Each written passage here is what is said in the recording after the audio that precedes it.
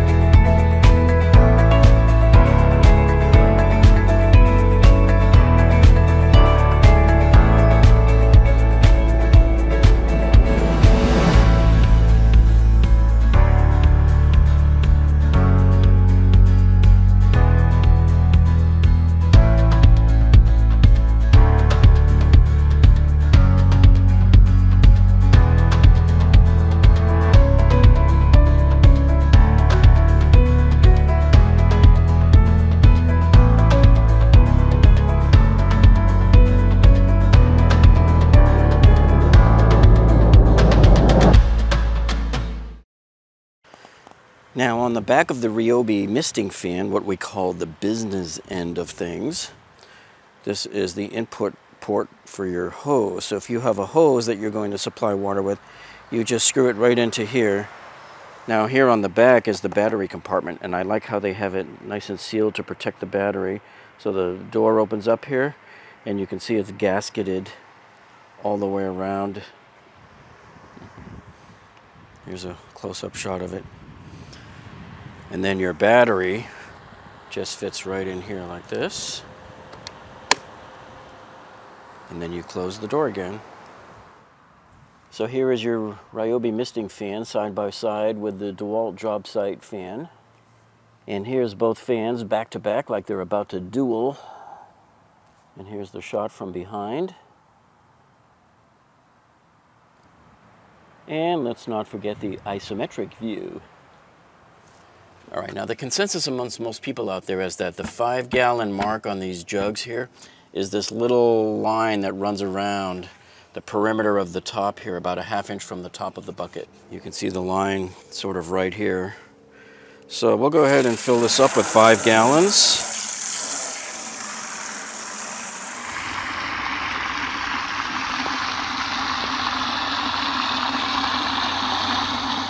Well, the table's a little slanted on the ground here, but you know, we're close enough. We got about 5 gallons in here.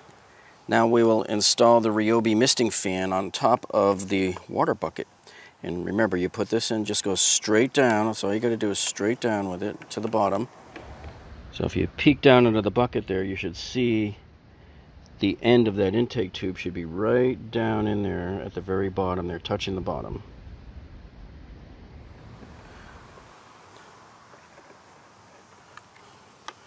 And you rest it right on top like that. Okay, so here's how it works. It's off when it's in the middle, and if you want the low fan speed here, you hit the switch like that.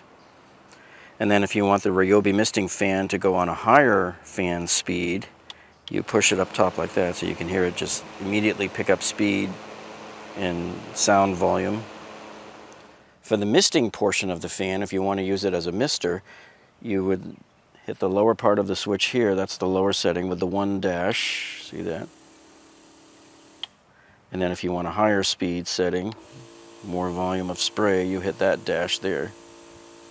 So fire at will, Commander. I'm going to turn on the fan on high first, and then I'm going to set the pump on high. So there's the fan on high, and here is the pump on high.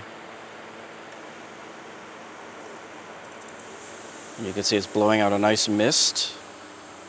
So we'll let this run there and see how long it takes for it to go through this 5-gallon bucket.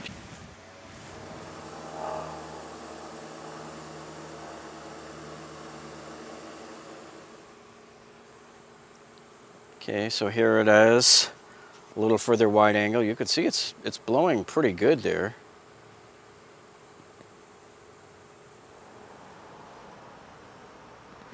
And here it is blowing nicely. You can see it's actually misting it up and over the fence.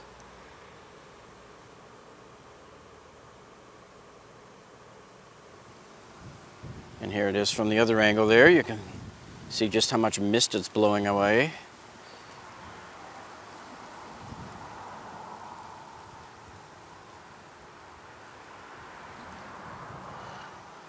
So it's blowing the mist about 9 feet away easily to the fence and then beyond. Some of it's carried by the wind. Oh yeah, man, this feels nice and cool. Oh, it is so hot out here right now. This is actually, yeah, it really does cool you off. Probably a good, comfortable sitting distance would be about 3 feet away.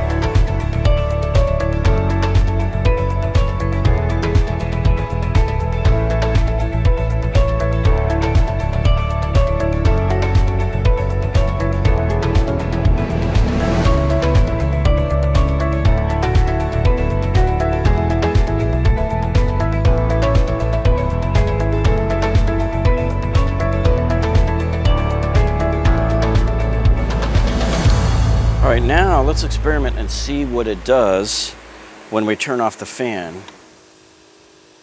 So there's just the mister by itself. And it goes out probably at least a good 3 feet, and then whatever the prevailing winds are that carry it the rest of the way. But yeah, you would put it like probably sitting right next to you.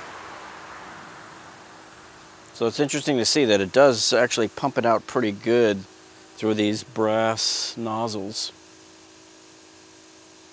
Now let's try the slow fan, see what that looks like. So this is interesting because the slow fan, you can see, extends the spray back out. Okay. But the slow fan is very quiet. You can barely hear it. In fact, I can't even hear that the fan is on over the noise of the actual water jets. So the water nozzles on this misting fan, let's put them on low now. Let me turn the fan off, and let's put the water nozzles on low. Right, so there's off right there. Now here's low. So you just sent it out to about here, barely 2 feet from the front of the misting fan here. And let's compare that to, okay. So now that the wind has died down, you can see how it's allowed it to come back out a little further here. So remember, this is no fan blowing right now. So let's put the fan on low and the mister on lower.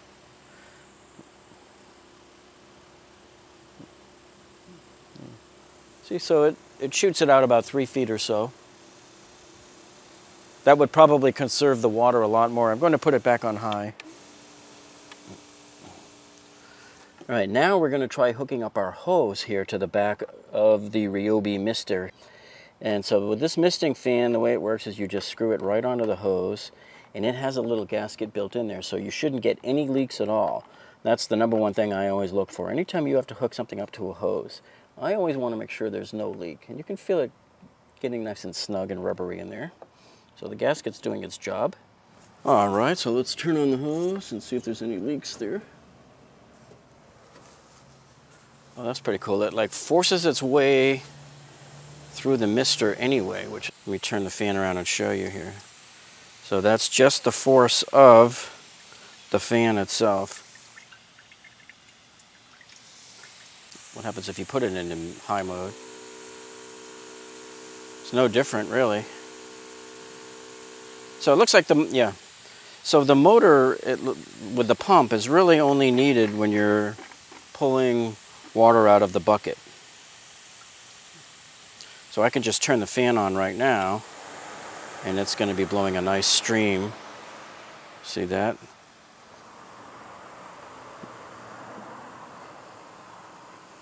So you can see how it blows it all nicely over in towards the fence there. Pretty good far away with the tailwind.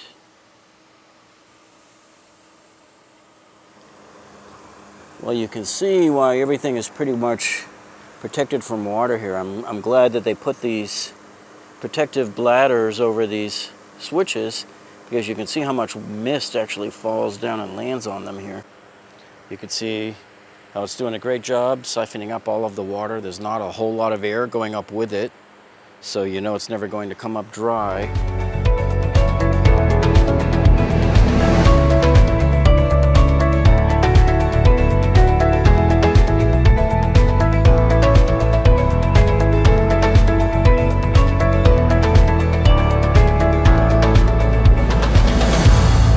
Okay, you can hear it starting to sputter now as it gets towards the bottom of the barrel here. And check this out, you can see all the air bubbles that are starting to come up in there now as it finds that it can't suck up any more water. Here's your air bubbles going one by one. That means we're almost out of water here, folks. Okay, it's only sputtering out to about right here now, so there's really not much left. I'm going to call it now. So I think this ran for just about exactly 4 hours.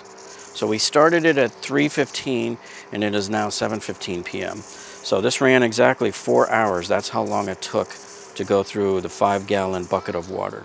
All right, I'm calling it. Time of death, 7:15. Let's see how much battery strength is left.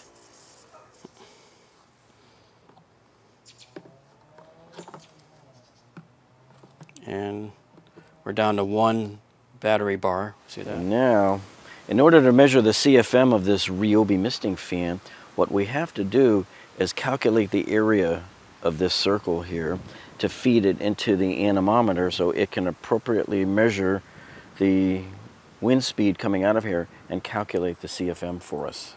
Okay, so we know that area equals pi r squared of the circle, and we're measuring just the inside portion of the fan opening there, the usable part where the air is flowing.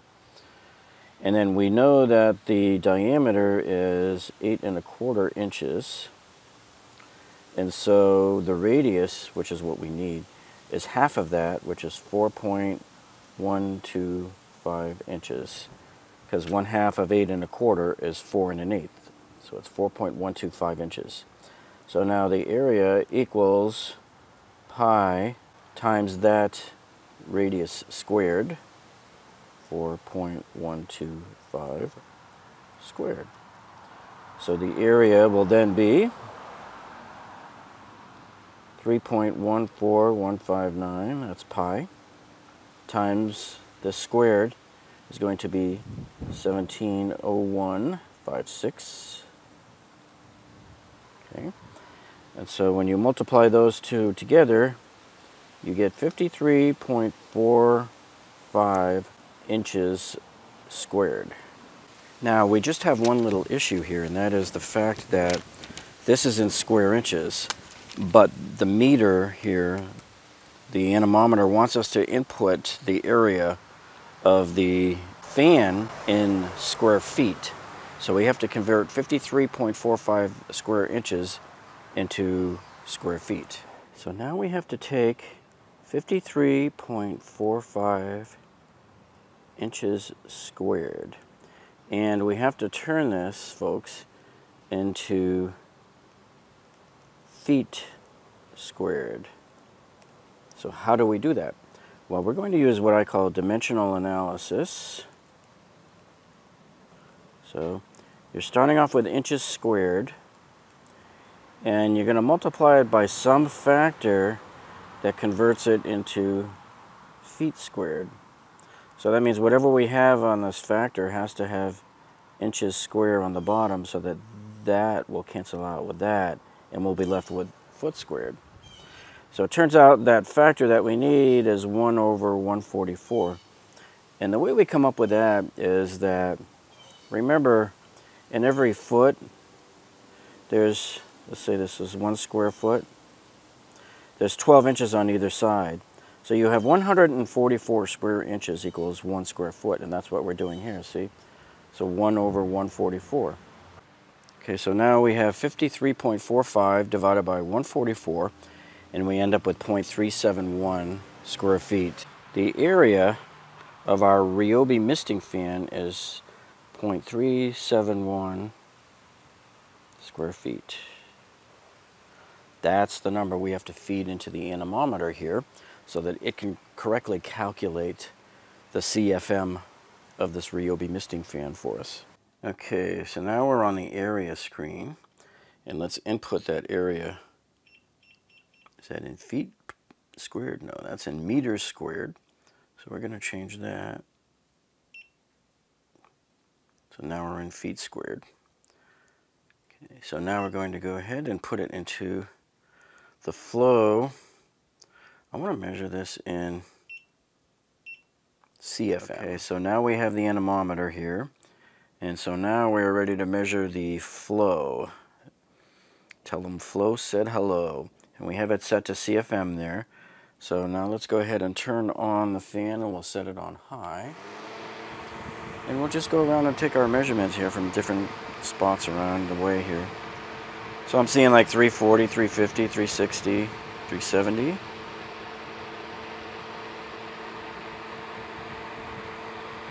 We'll try it in different spots here.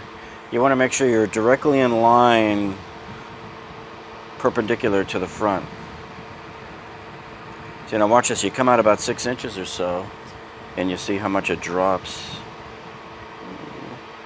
But if you can stay right in the middle of the vortex, you're okay there. See, so it's looking like around 365, 366. Trying in a few other spots. So it's not as powerful as DeWalt claims that their job site fan is. So DeWalt is claiming that their job site fan is 500 CFM. And actually, Ryobi doesn't even have a claim that I could find on the website or in the instruction manual or on the box as to what their actual CFM should be on this fan. And here's another good use for using your Ryobi misting fan, and that is in your garden. Sometimes you have plants that might need to be misted. So you know how some people use those little hoses that do the irrigation with the misting? Hey, this could do it too. So you can see how quickly it's already causing the water to drip on the petals there on that flower down there. All right, you guys know what time it is. It's drop test time. Let's do it.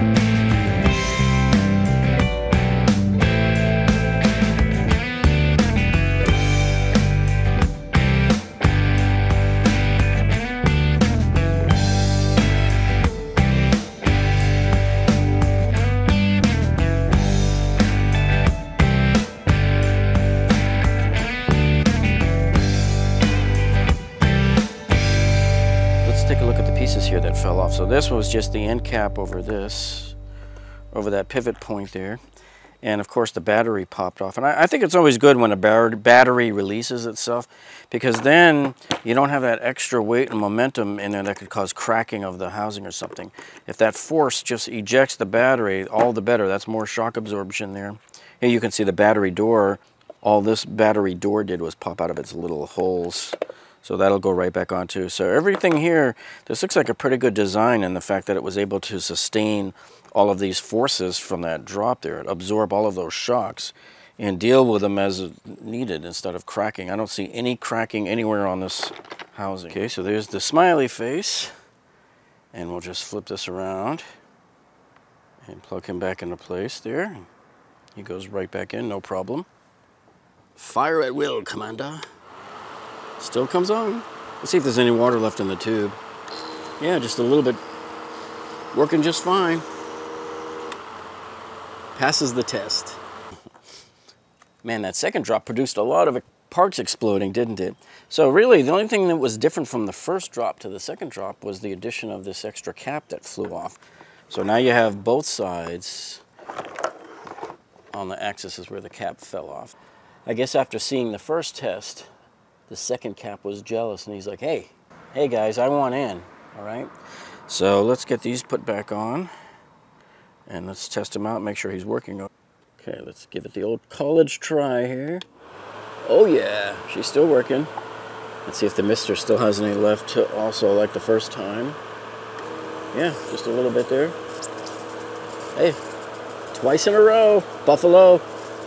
Okay, so now we're going to use the anemometer here just real quick to check the wind speed, to compare the wind speed of the Ryobi misting fan to the DeWalt 11-inch job site fan and see how they compare. All right, so let's turn the DeWalt fan on full blast and take some speed measurements here. And you can see we're getting around 10 to 11 miles an hour. Okay, now let's turn the Ryobi misting fan on and see. On high. Let's see what we get. Put the light on. It's coming pretty close. He's almost 10. Yeah, he's right around 10. So I doubt any of us is going to notice a 1 mile an hour difference. They both appear to be putting off the same amount of wind. I mean, just by feel, they both feel relatively close in the amount of air they're moving. Okay, so after comparing the Ryobi misting fan to the DeWalt job site fan, I guess the big question you might have is, will the Ryobi fan cut it as a job site fan? And it's sort of a complex answer. It's yes and no, and I'll tell you why. So yes, I think it'll work for some people. For others, it won't, because see, if you look at the bottom here, you can put it on any flat surface, no problem, but there's no rafter hook. See, that could be a deal killer for those of you guys that need a rafter hook. So if you look, for example, at the DeWalt, see, we have rafter hooks on the back here. So you can hang this, you can hang the DeWalt fan here right off the rafters, no problem.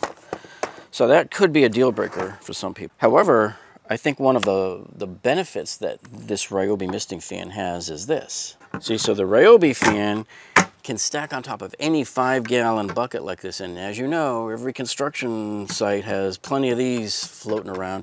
Even if they're filled with junk, you can still just set this on top of one on the floor. You don't have to worry about a flat space anywhere. You've got a bucket to put it on, and you can just aim this up at the wall and let it dry your paint or whatever you need to blow air on, or just aim it down at the floor and let it sort of dry off your floor if you don't have a floor fan. Well, so my thoughts on this Ryobi misting fan, I think it's a very rugged fan, and I think it does a good job. It doesn't appear to clog or stutter or anything else. And I gotta tell you, man, I'm really impressed by this, because I was quite surprised when I first saw these piled up. It was a huge pallet of these just before Father's Day in Home Depot. And I saw these piled up at $89, and I'm thinking, they're not gonna sell these. They're gonna be stuck with these until Black Friday, and they're going to be doing doorbusters with these to get them out the door. But man, was I wrong. These sold out within a couple of days, and now they're all over eBay and Amazon at $150 and above. And by the way, if you're finding this video useful so far, hey, would you do us a favor, please? Give us a thumbs up down below. That tells us that you like us. And if you haven't subscribed to this channel yet, man, why haven't you yet? Because you've seen all the great videos we do, the tool reviews, the walkthroughs in the stores, the very high intensity home remodeling projects that we take on where we strip down bathrooms and kitchens all the way to the studs and build it right back up. We help you with all your engineering disasters around the house. So if you haven't subscribed, make sure you click on that subscribe button down below. And you don't want to miss any of the videos, so you want to click that little gray icon, that bell icon right next to the subscribe button. That tells YouTube to alert you every time we upload a video so that you don't miss a single one. Well, thank you so much for joining us this time, folks. Hey, we're waiting to see you back on the next one, all right? So you guys have a great week, and we'll see you next time.